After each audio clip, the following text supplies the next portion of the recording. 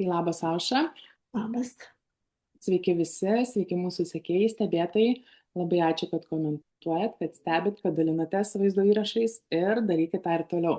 Tai šiandien tęsiam toliau mūsų maratoną apie įsitikinimus ir šiandien tikrai pakalbėsim labai aktualią ir dažna tema ir įsitikinimų, kurį tikrai mes su Aušra pačios labai dažnai girdim, kad moteriai nereikia daug uždirbti, juk yra vyras. Kaip Jūs galvojate, Aušra, apie šį įsitikinimą? Sveiki, sveiki visi.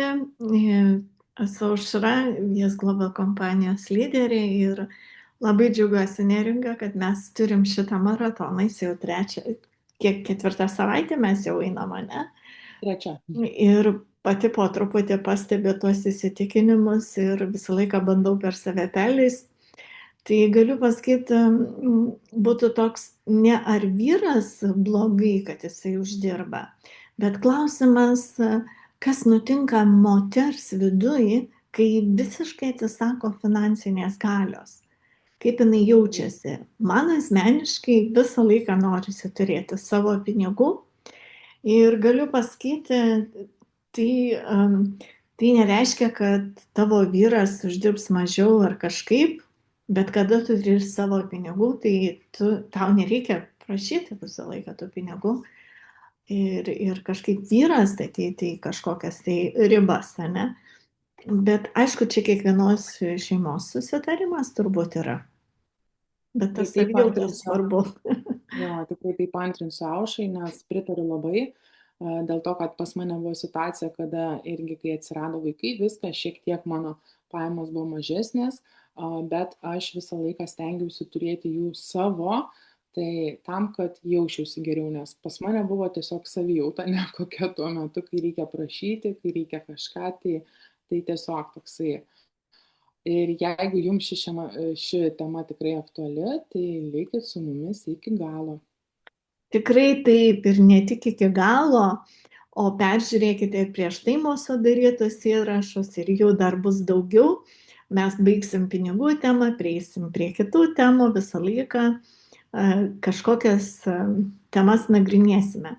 Ir galiu pasakyti, būtent šitas įsitikinimas ateina ko gero iš šeimos. Mama mažai uždirbo, tėtis išlaikė ir tai buvo laikoma norma. Ir tai buvo norma, kada moteris namuose sukiojasi, aplink puodus, augina vaikus, prižiūri. Ir kiek vyras uždirba, tiek parneša, tiek užtekdavo.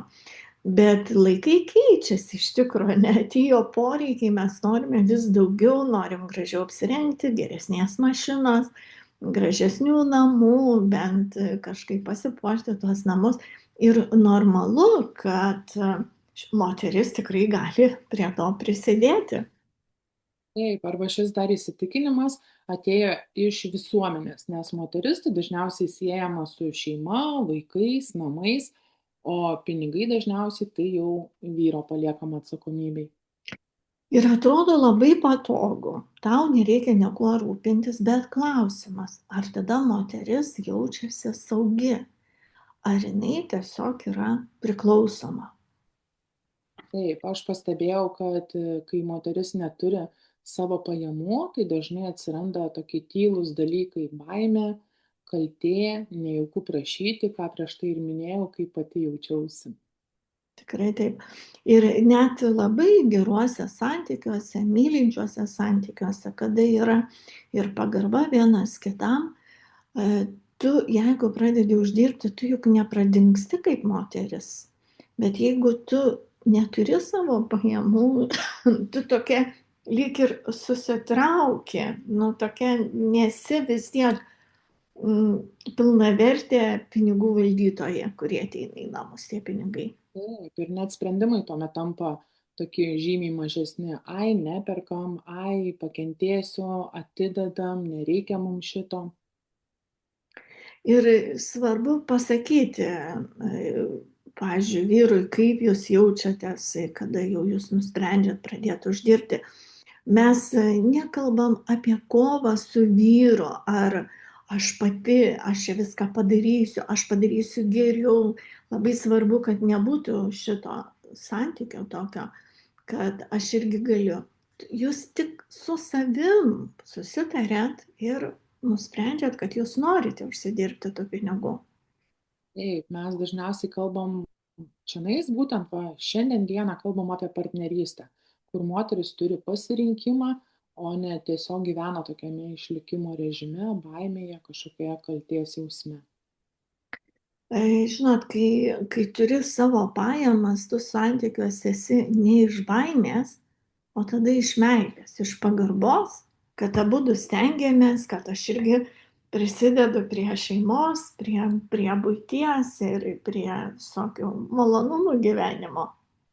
Tikrai taip. Ir man čia taip labai natūraliai šitam mūsų visoje diskusijoje įsipaišo va, tokia papildoma veikla, kaip ir moteriai, kuri kartu su vaikais namuose, namų būtyje, bet tokia papildoma veikla, kuri tinklinė rinkodara, apie kurią mes su Aušra ir kalbame, dalinamės šią galimybę, tai būtent su sveikatinimosi produktais. Tai aš taip pat pradėjau augindama mažylę savo, kuomet miega, kuomet išeini į lauką, kuomet turi laiko.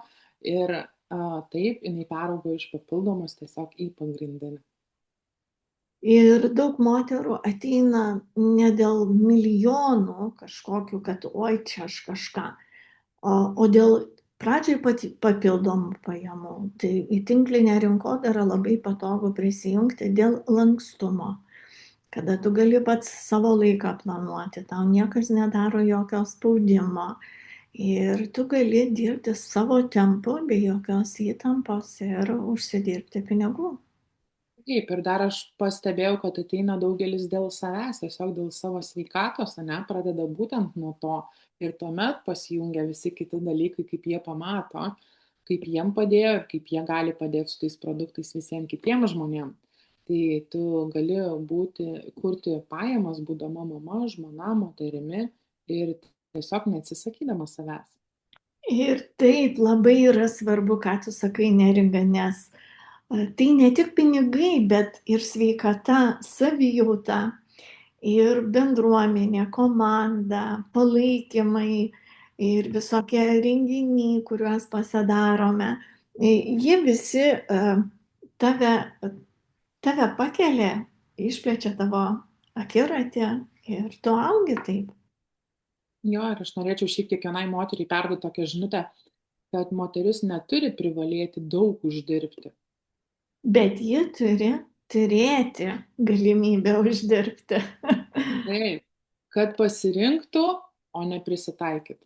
Ir jeigu jauti, kad nori turėti savo pinigų, savo vertę, tai yra normalu. Ir aš kalbu ne apie pinigėlius, kuriuos mes dažnai linkę vadinti pinigus pinigėliais. Mes kalbame apie pinigus, kuriuos tu gali susikurti, būnant kartu su mumis. Tai labai įdomu jūsų nuomonė. Parašykit komentarę, ar esat girdėjusios šį įsitikinimą, o gal ir turite ir pastebėjot, kad va, pas mane šitas įsitikinimas tikrai yra. Ir jeigu nori sužinoti, kaip moteris atėjo pas mus, pradeda nuo mažų žingsnių, parašyk mums žinutę, ar man, ar Neringai. Ir jūsų komentarai mums tikrai svarbus. Tada mes žinome, ar mums reikia toliau šitą temą kalbėti. Taip, ir tikrai nebijokit, rašykit, komentuokit, padėsim viskuo, ko galėsim su Aušra. Tai ačiū labai Ačiū, už Neringute. pokalbį. Visą geriausią. Iki visiems, iki pasimatymų.